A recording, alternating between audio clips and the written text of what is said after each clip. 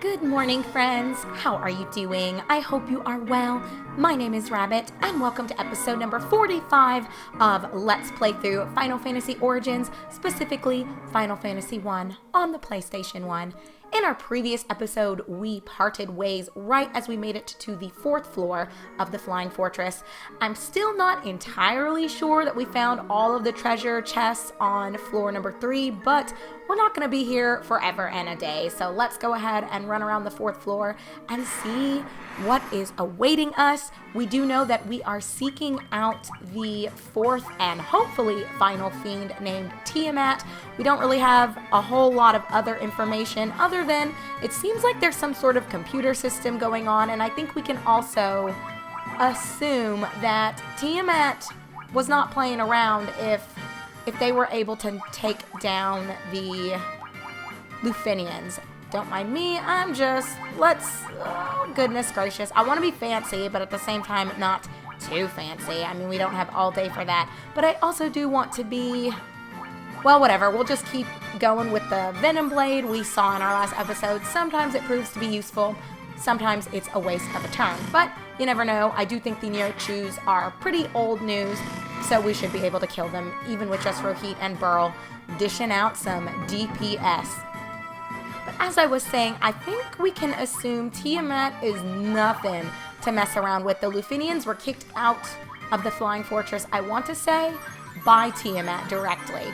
So I think it is implied by the game, although do not hold me to this at all, that Tiamat is the most powerful of the fiends that we've encountered so far.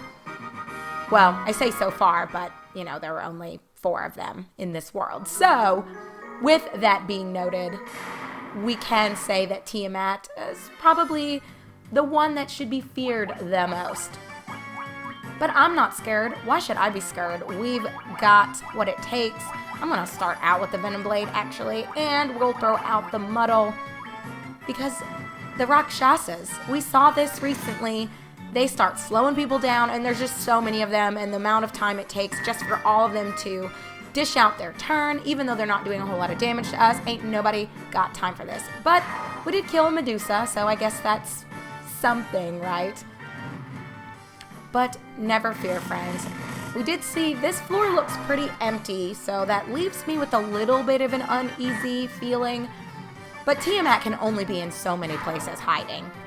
So we'll find Tiamat no matter where they are hiding out. Oh gosh, really? We got one of them? I don't know why my AoE stuff is just not wanting to cooperate at all. I suppose it is what it is, and what am I even looking for? There's my healing staff.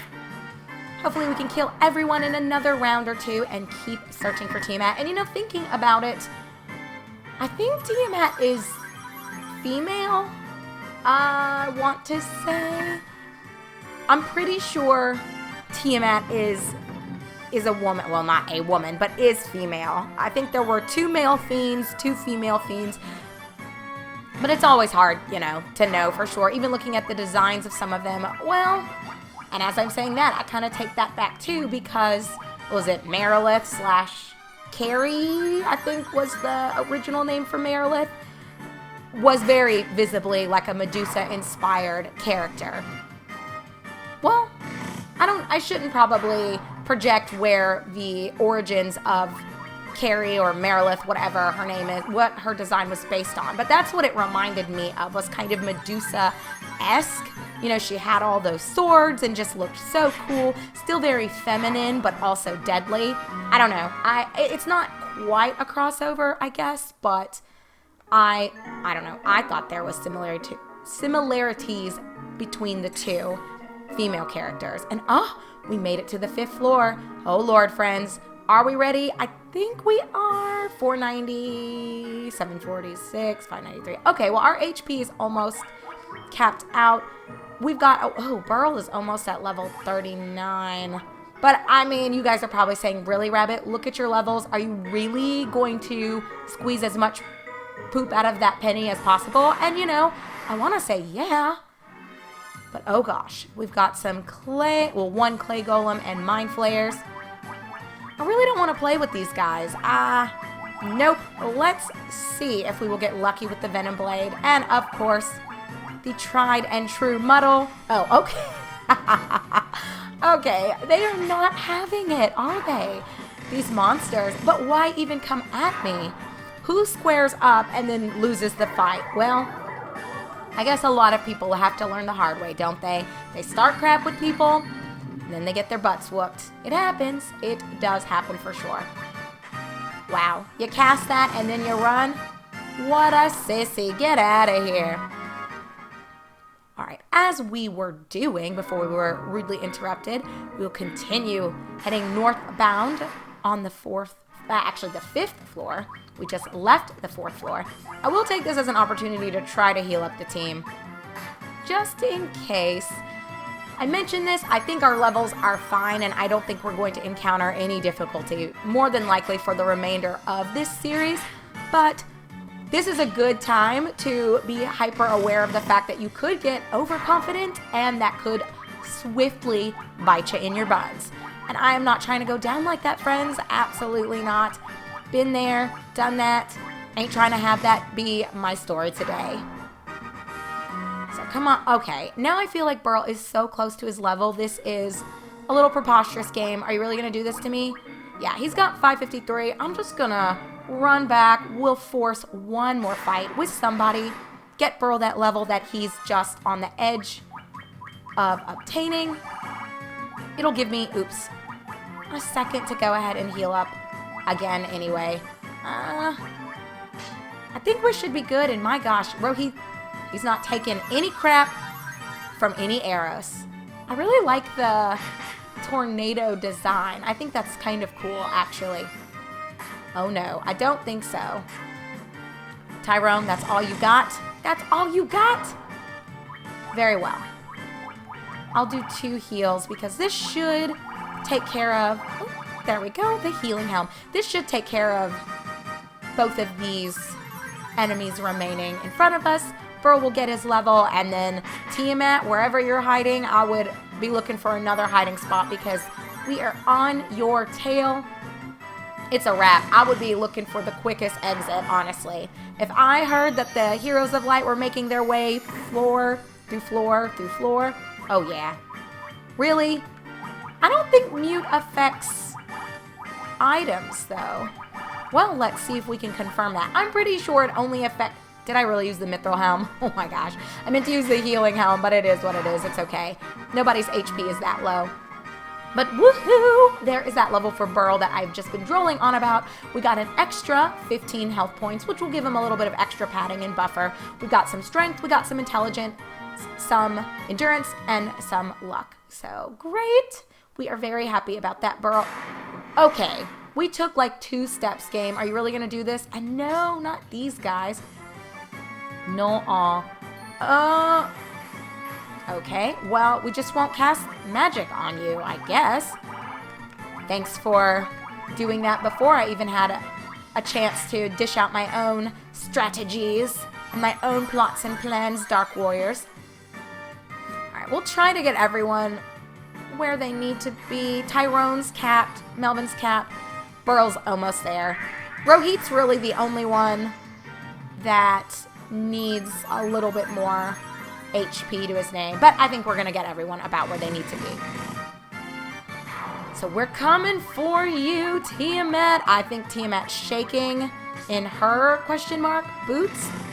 I wanna say Tiamat is female. I think someone even alluded to Tiamat as a she. Maybe they did not. Who knows? I could just be making stuff up based on memories from the distant past. But sometimes those are the best memories, friends. Let me just try the Venom Blade. Please kill like 2 of them. Arrows, you guys have got to... Okay. Venom Blade, when it works, it feels so good. You just want to do the worm, you know, in celebrating how awesome that turn was for you. But then when it just fails, turn after turn after turn, it makes me question, why do I even keep using this object, this item? It just... I don't know what the success rate is. It'd be nice to kind of know some of those percentages. I know because this game was based on D&D, and I think a lot of Final Fantasies utilize this moving forward, a lot of effects were based on like an algorithm and calculations, you know, like a 2 to 3% chance of hitting between this value and this value. I mean, I'm probably overcomplicating it, but you guys get what I'm saying, that it wasn't just this one attack always deals 50 damage, and then maybe you can add a multiplier to it. I think it was always algorithmic what that multiplier would be or what the range would be that your character would tap into. So it's very interesting. I don't know how many of you have actually played D&D or observed a campaign before, but I think it's, if you've seen it recently played or you've played through a campaign somewhat recently yourself, you will see there's so much overlap between this and Dungeons and Dragons. So you can tell that a lot of elements were lifted from that game and put into this one. Anyway, let's go ahead and inspect this and see what Tiamat has to say. Well done, humans. You have defeated all but one fiend, Tiamat of Wind. Show yourself, Tiamat. We've been messing around in the Flying Fortress for far too long. Ooh, Tiamat's looking fresh. Your luck ends here, however. The sky shall be your tomb. I think you're talking about yourself, so let's not get cocky. Woo, Tiamat is a big girl. I don't really, okay, I need to think about Tiamat. I want to say Tiamat doesn't have any true weaknesses, so I think your best bet, actually I'm kind of nervous about how to handle Tiamat. What I'm going to tell you guys is I think we want to focus on, as is kind of our default for some of these enemies that we're not entirely sure about any weaknesses that they may or may not have, we want to emphasize our physical DPSers, so getting off Saber is going to be, I think, a great way to kind of start off. Now, where is my... I know I have something that gives me... Blink is actually not bad also. We could do that. Okay, I know I have something that gives me... Maybe I equipped it on somebody? You guys, I'm not tripping, right? There for sure was an item I had that gives us Saber. I can't see it, though. This is why I should pay more to... Okay, I'm so silly. Giant's Gloves, Doi, and Burl for you. What I actually think I will do is just start out with a physical attack. I don't think Tiamat is going to be able to withstand much of what we've got. So... it kind of is a bit of a moot point to worry that much about it, but whatever. In case we need to, let's throw out Shield. We'll throw out Invis. And I think what I will do, I'm going to haste Burl also. We'll make sure we get plenty of heals off, but I think just my generalized strategy of basically buffing your physical attackers, make sure you're healing, you know, in between any of the buffs you're dishing out. That's going to be kind of your bread and butter, like always. I'll also haste throw heat, but I think Burl will single-handedly carry us to victory here. But that ended up being a good turn in terms of now Rohit should be good to go. I don't really want to waste a turn on Saber for Burl. I just don't think that's going to be the way to go. So let me now do Invis. I think Tiamat does mostly magic, but just in case she decides to be a butthead. Okay, there we go. She does occasionally want to scratch and sniff. So we'll just make sure we're as protected as we possibly can be before we get a little too crazy here. But yeah, okay. See, that's what I was saying. I spent more time trying to think of how we should deal with her, and I probably could have just started out by having Rohit and Burl attack, Melvin maybe throwing out the healing helm, and Tyrone using the healing staff, and 2 turns of that would have probably gotten the job done just the same. So we are really over-leveled, but for those of you, I really want to try to take care of you. If you are not over-leveled, here's my recommendation now that I'm not trying to juggle plotting and planning with talking. get Saber off if you can on your 2 attackers. So in my case, if we were a normal level for this, Rohit needed Saber through the Giant's Gloves, Burl needed Saber through the Giant's Gloves. I would recommend having Tyrone / your Black Mage get haste off on Rohit and Burl or whomever your DPSers are. And then as you saw with Melvin, if you have Null All, getting that off, making sure you raise the evasion, raise your physical defenses, and you should be good to go. I mean, it can end up being a tougher encounter than what you saw here, but that would be my recommendation. I don't honestly think Tiamat is weak to anything, so you're better off focusing on just trying to chip down her HP than overly strategizing like what spells to use against her. I would save all of my spells for buffing my own team. But okay, that's it. That's just my recommendation. I'm sure someone else has more information on Tiamat and better ways of tackling her, but that is just what I would recommend. So we got a little bit of XP, 6,000 gil, absolutely nothing. But what was important about that encounter is that that was the 4th and final fiend. So what does this mean, friends? Does this mean the world is saved? Did we reverse / undo all of the damage that's been dealt to the planet so far? Well, let's not get ahead of ourselves. Let's start by illuminating this wind crystal and stepping on Tiamat's bones. No pause on that. But yay! We did it! I'm so excited! This is great!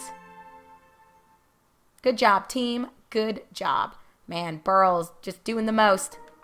So this is the altar of wind, from which the power of wind flows forth. Excellent. And our HP's not even that bad, although we are a little beat up here. So actually, what we can go ahead and do... Okay, I was gonna say, let's actually get out of here. Dark flan. I don't want to eat that. Ooh. Those are so creepy looking. I don't think we've seen the black ones before. Let's see if they... Do they care about Dia? I don't know if they do. We'll see. We'll see what they say to this. I'll just go ahead and heal up my team. I think everyone will get rid of them pretty promptly. And then, as I was starting to say, actually because we're okay in terms of not having needed to rely on any of our spell charges, we're not going to worry about going back to a town for the sake of healing, but... You guys may recall we did find another key item here in the Flying Fortress called the Adamantite, and I told you there was a little bit of a tip, a little bit of a hint in the description. Okay, Dia did not do anything to these dark flans, so that was not the way to go. But it is what it is. We won't sweat the small stuff, friends. We will not sweat it one teensy tiny bit. We saw there was a hint in there that it is basically a material that can be worked on. It is an element or a mineral. I can't remember exactly what the wording was. We'll actually look at it because we are going to part ways here in just a moment. I don't want this episode to be too terribly long because we do need to do a bit of backtracking to make use of that adamantite. And I will talk to you a bit more about it in our next episode when we actually hit up where it is that we're needing to go. So stay tuned. I know you're probably on the edges of your seats thinking, Rabbit, what do we do with the adamantite? What are you talking about? What are you alluding to? Could it be something spectacular? It is a key item. Or does it maybe unlock access to something? Friends, no more questions because I will not answer anything until our upcoming episode number 46. So just know I will take care of you and I will tell you what we need to do with that adamantite. But oh Lord, I don't even know what that was all about. Melvin, are you okay? Because you kind of quickly just started throwing stuff out of your backpack looking for your healing helm there. But that's okay. We're just slowly getting our HP back up. And oh my gosh, Rohit, that damage was nothing. I guess the Dark Flan probably are... Well, it seems like they're susceptible to Burl's physical attacks. I mean, whatever. It doesn't matter. We're chit-chatting. We're in no rush at this point. More time for... Okay. More time for us to get our heals off and then to just essentially keep the team rolling. We will eventually want to sleep just to replenish everything, so we're kind of starting fresh, but we're not going to worry about it between this episode and our next one. I want us to immediately get going with utilizing this key item that we found, talking a little bit about what it will do for us, and then showing you guys where we need to go next, because as you can actually probably imagine, the world is not fully free of the effects that the fiends kind of doled out here. We still do have another dungeon awaiting us, and we've already had a hint or a tip from the game itself about that. If you guys recall, when we looked out that window in the Flying Fortress, we looked down at the world, we saw all of kind of the elemental energies were being channeled towards a central location, and I believe the game actually specified that they were all coming together at the Temple of Chaos.